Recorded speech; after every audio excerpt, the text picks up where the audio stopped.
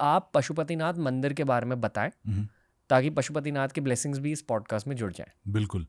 पशुपतिनाथ के बारे में मैं कोई भी नहीं हूँ जो पशुपतिनाथ का वर्णन कर सके, लेकिन क्योंकि मेरा जन्म पशुपतिनाथ के बिल्कुल सामने मेरा घर, मेरा गांव पशुपतिनाथ है, इसीलिए थोड़ा बहुत मैं इसके बारे में बता सकता हूँ।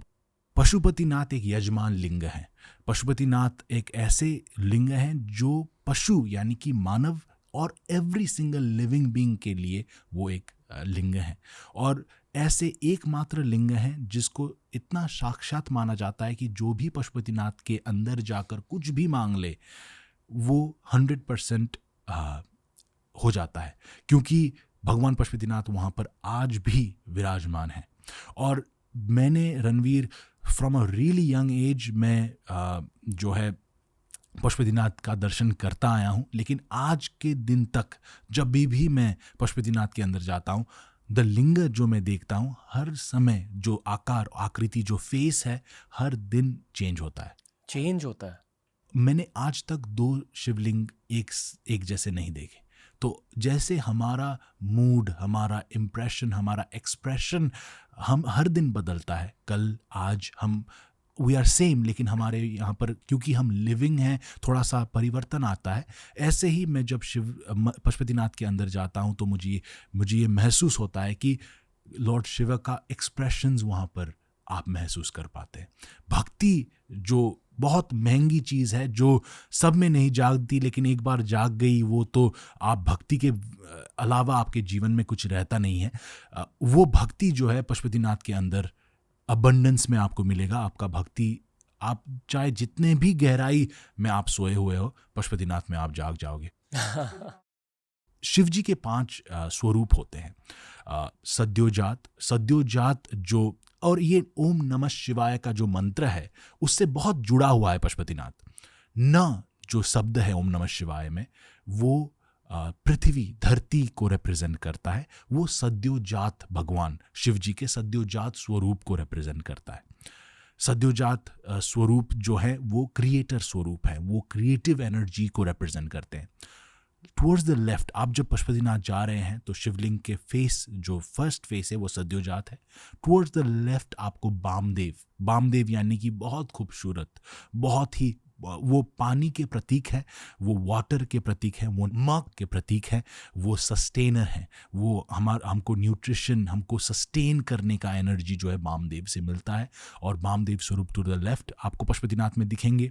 टू द राइट आपको वहाँ पर अघोर यानी कि फियर्स, यानी कि फायर, यानी कि शी जो नमः शिवाय में शी शब्द है वो फायर को रिप्रेजेंट करता है। Fire of what?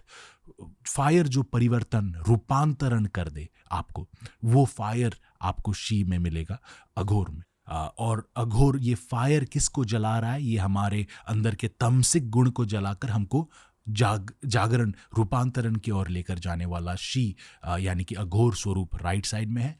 पीछे में जो ईस्टवर्ड फेसिंग, जो सनराइज को फेस करते हुए पशुपतिनाथ का स्वरूप है, वो तत्पुरुष स्वरूप है। तत्पुरुष यानी कि द सुप्रीम पुरुष, तत्पुरुष, राइट। शिव गायत्री मंत्र में भी ये आता है, ओम तत्पुरुषाय विद्महे महादेवाय धीमहि तन्नो रुद्र प्रचोदयात। तो तत्पुरुष, द पुरुष जो सनराइज के ओर फेस कर रहे हैं, जो हमको अंधेरे से सनराइज यानी कि उजाले के ओर, रोशनी की ओर लेकर जाते हैं, वो तत्पुरुष स्वरूप है। और एक स्वरूप, और वो जो है एयर को रिप्रेजेंट करता है। जब आप एयर जैसे हो जाते हो तो एयर में आपको 2 पार्टिकल्स नहीं दिखते, नो डिफरेंस। तो तत्पुरुष उसको रिप्रेजेंट करता है कि जब हम कॉन्शियसली शिव कॉन्शियसनेस में हम प्रस्थान जब कर चुके होते हैं, तो तत्पुरुष स्वरूप को रिप्रेजेंट करता है। और लास्टली ईशान जो इनविजिबल है।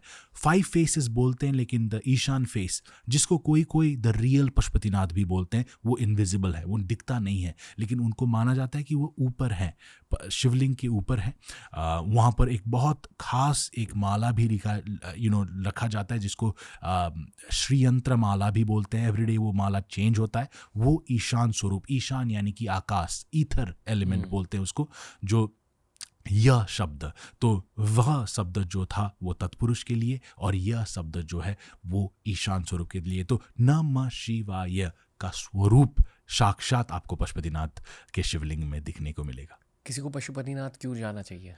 पशुपतिनाथ आपको अगर बुलावा आए तो आप जाओगे ही जाओगे। पशुपतिनाथ आपको जाना चाहिए अपने लिए, इसके लिए नहीं कि आप पशुपतिनाथ के लिए जा रहे हैं। पशुपतिनाथ जब आप पहुंचेंगे वहाँ पर तो आपको शिव जी का दर्शन मिलेगा, और आपका ज्योतिर्लिंग अगर कोई भी दर्शन करता है, जो 12 ज्योतिर्लिंग हैं, ऐसा माना जाता है, ऐसा कहा जाता है हमारे शास्त्रों में कि ज्योतिर्लिंग का दर्शन जो है पशुपतिनाथ के दर्शन के बिना इनकम्प्लीट माना जाता है। तो पशुपतिनाथ इज़ दी अल्टीमेट शिवलिंग, जो आपको एक बार अगर मनुष्य के रूप में आपको जन्म आपने लिया है धरती में, तो एक ना एक बार पशुपतिनाथ में आपका ज़रूर बुलावा भी आएगा और आप वहाँ पर पहुँचोगे। आप अगर अभी जा नहीं सकते तो मैं ये बोलता हूँ कि आप पशुपतिनाथ में मेडिटेट कीजिए। ऐसा भगवान शिव ऐसा रास्ता आपके लिए खोल देंगे कि आप पशुपतिनाथ में पहुँच जाएंगे और आपको पता भी नहीं चलेगा।